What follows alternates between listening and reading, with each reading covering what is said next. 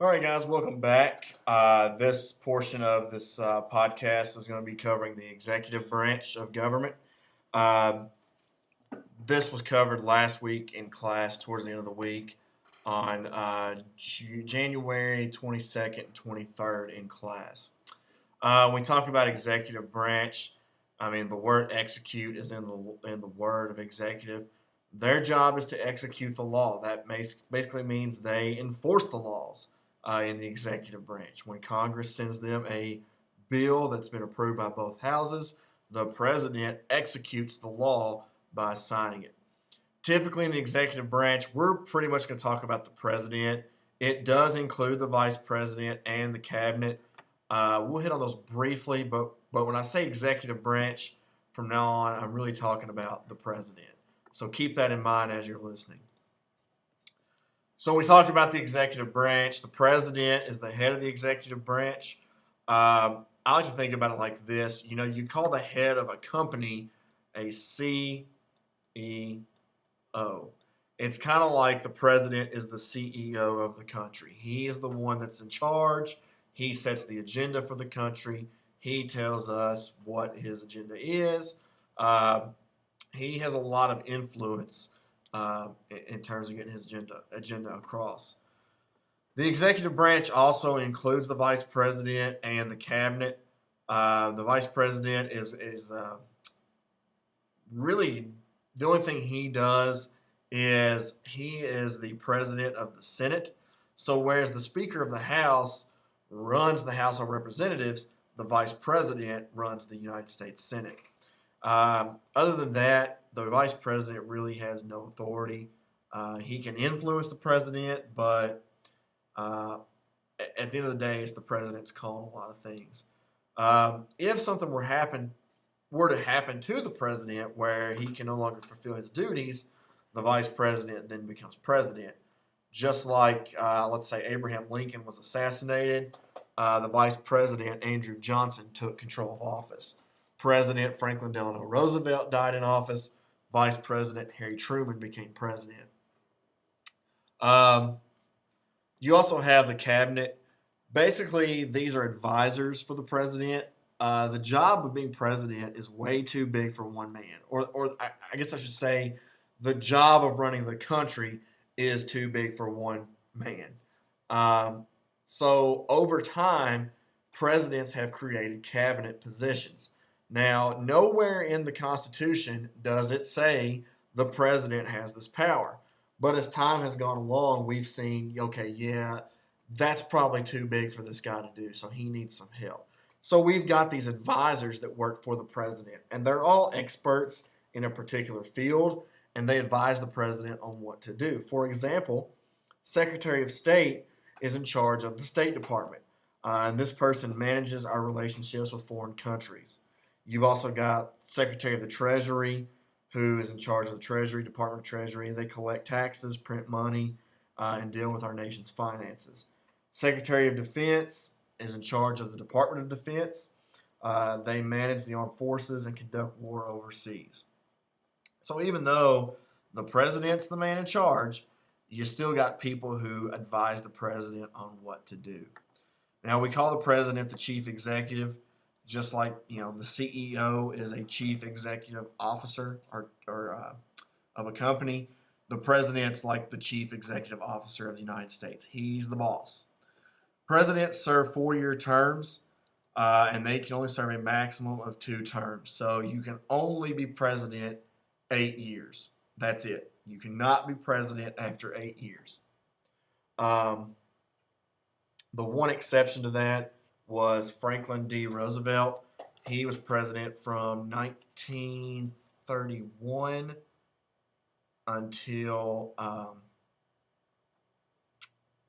no, I'm sorry. I think it was 1932. 1932, I think, is when he's elected, and he served until 1945. The reason why that was is because two major crises emerged while he was president. You had the Great Depression, and then you also had World War II. Congress did not think it'd be appropriate to change presidents in such a time. But other than that, you've got 4-year terms, maximum of 2 terms. Originally, the Constitution did not say that. The founding fathers said that the president could be president as long as he wanted. George Washington, however, decided that after 8 years, that was probably enough. So he actually just stepped down after 8 years, and that set what we call the precedent, meaning that someone has done something for the first time. The precedent of the 4-year terms, 2 terms. So after Washington, presidents just said, well, George Washington only served 2 terms. I'll only do the same. After Roosevelt left office, well, he died in 1945. Congress came back and did give the president term limits. Unlike Congress, the president is not elected by popular vote. The Presidential College. Basically, the founding fathers thought that the average everyday man or woman, typically man in 1787, would not know enough about the candidates to make an informed decision. So they created a system called the Electoral College. Here's how this works. You can look at this map, and this is what we call the electoral map. And it shows you how many votes each state gets in the Electoral College. It's based on how many members of Congress each state has. So each state gets 2 senators. So you know every state's going to have at least 2 votes from the United States because we have 2 senators. But then also you add the number of representatives in to get the total number of votes that come from that state. So for example, Kentucky has 8 members of Congress. It's 2 senators. It's 6 members of the House of Representatives. So in the Electoral College, we have 8 votes. To be part of the Electoral College, you actually have to go through a special election. We have electors that vote in the Electoral College. What we have is a winner-take-all system, and what that means is the presidential candidate that wins the majority of each state wins all the votes of that state. For example, if you have 2 presidential candidates, let's say Barack Obama and Mitt Romney in 2012, Barack Obama won the popular vote in the state of California. He got more votes in the state of California than did Mitt Romney. So Barack Obama got 55 votes in the Electoral College. To win the presidency, you have to get 270 votes in the Electoral College. 270 votes in the Electoral College. So as you look at this map, your states that you really want to win as a presidential candidate are going to be California, Texas, New York, Illinois, Pennsylvania, Ohio, Florida. States with a large population are states that you really want to win. North Carolina, New Jersey has 15, Virginia has 13, Wisconsin has 10, Michigan has 17. Those are all states that, if you win those states, you've got a good shot of being president. It's not going to do you any good to win Alaska in a presidential election with only 3 votes. You've got a long way to go there. But if you win California and Texas, you've already gotten 89 votes. You are really a third of the way there, a third of the way getting those votes. So you want to win those states with large populations. Kentucky, 8 votes. That's not really a large number. And you'll see here in just a second that Kentucky usually votes one way in a presidential election. So we're going to take a look at actually a couple of elections here, a couple of electoral maps. States that are in blue were states won by the Democratic candidate. States that are in red were won by the Republican candidate. So we'll actually start in 1932. So I mentioned earlier that I thought Roosevelt was elected in 32. Here's the electoral map. What you're seeing here is President Herbert Hoover versus challenger Franklin D. Roosevelt. And as you can see, Roosevelt won a large number of states. It looks like Hoover won Maine, New Hampshire, Vermont, Connecticut, and Pennsylvania. My guess is Herbert Hoover was from Pennsylvania. That would be the only reason why I would think he would win that state at that time. Looks like he also won Delaware. So Hoover, let's see, 36 plus 3, 39, 8, 47, 50, 54, 55. Hoover won 55 votes in the Electoral College in 1932. Roosevelt won more than that. You can clearly see that by this map. Um, even winning California and Texas, Roosevelt already had 55 votes. So Hoover was defeated easily in 1932. 1984, you've got the incumbent president, Ronald Reagan. He was first elected in 1980 against former vice president Walter Mondale. And I'll give you one guess on which state Walter Mondale was from. And if you've guessed Minnesota, you'd be correct. So that's the only state that he won in 1984. So Mondale got 10 electoral votes. I mean, even winning Kentucky, Reagan was one behind. Now, obviously, he won all the major states here: California, Texas, Florida, New York, Illinois. You win all of those states, you've got a good shot. And this 1984 election, actually the largest margin of defeat in United States history. 2000, probably the most controversial election we've ever had. Here's where the Electoral College is very important and controversial. As you can see, it's pretty split up. I would think George W. Bush probably won more states. You can probably see more red on here than you do see blue. However, Al Gore, who was the vice president at the time, won a lot of these major states. He won California. He won Illinois. He won Michigan. He won Pennsylvania and New York.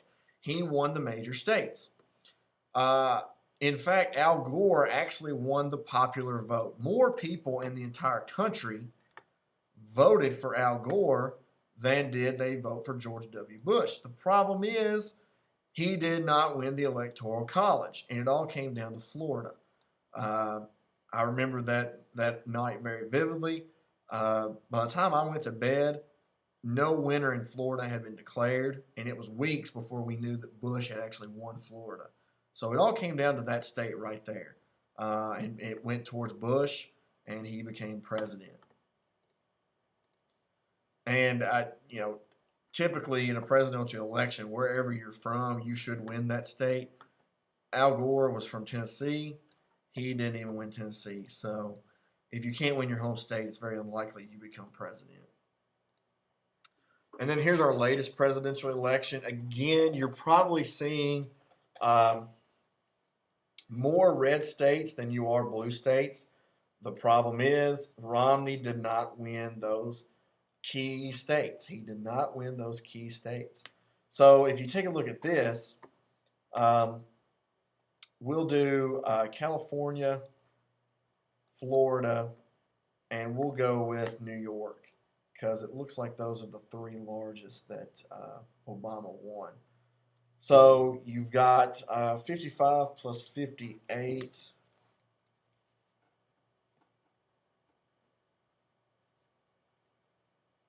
That's 113 already that Obama had won. 113 electoral votes, almost halfway to being elected. 113.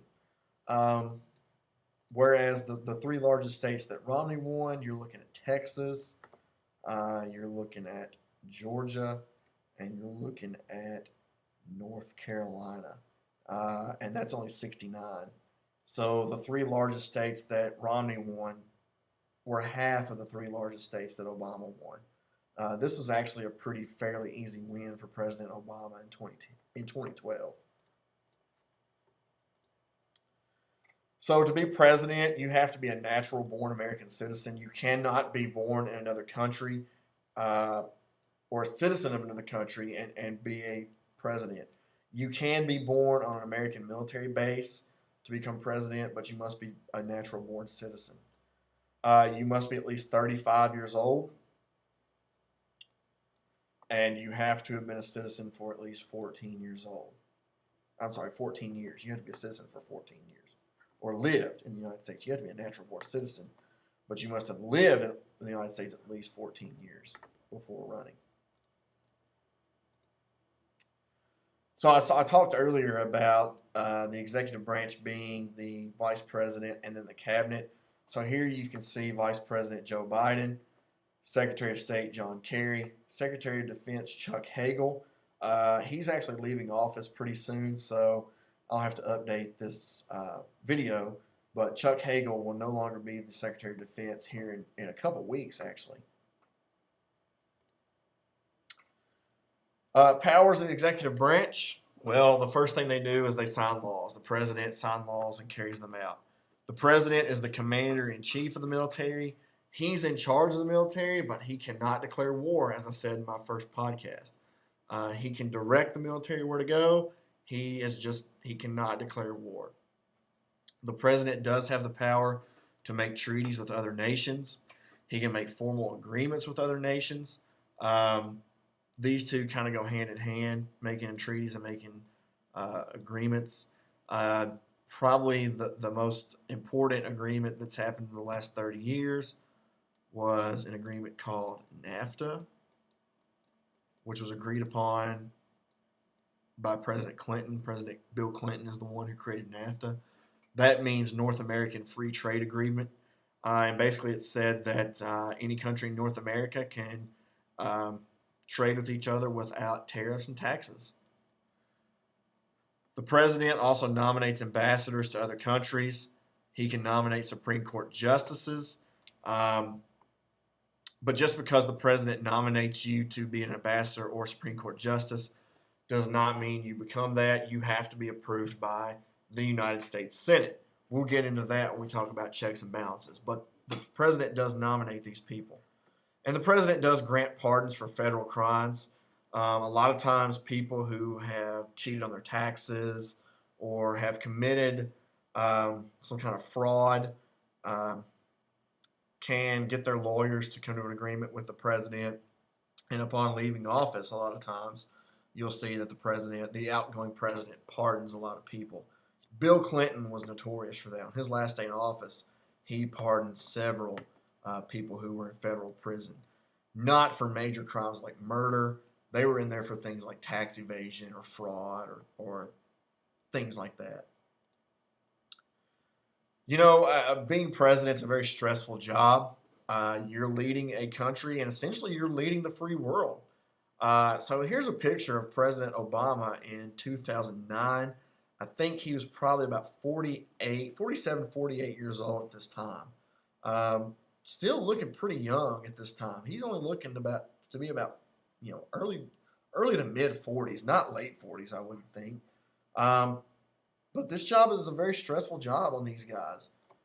And here's President Obama in 2014. You can see that in 5 years, he's aged quite a bit. His face looks a little tired, bags under his eyes, and of course the hair is the most obvious thing going on, where his hair is turning white. So just to look at that again, here he is in 2009, after just being elected. Here he is in 2014. So it does take a toll on these guys that hold this office. The president sometimes can be accused of wrongdoing. In that case, the Congress has the power to remove him from office. In order to do that, the president has to commit a crime. It has to be a federal crime. I'm going to drink of water there. So let's say the president commits a crime called perjury. That's a terrible looking P. Let me just type this in. Perjury. Basically, that means you lie under oath. You've probably seen on TV or a movie where someone says, please put your hand on the Bible. Do you swear to tell the truth, the whole truth, and nothing but the truth, so help you God? I do.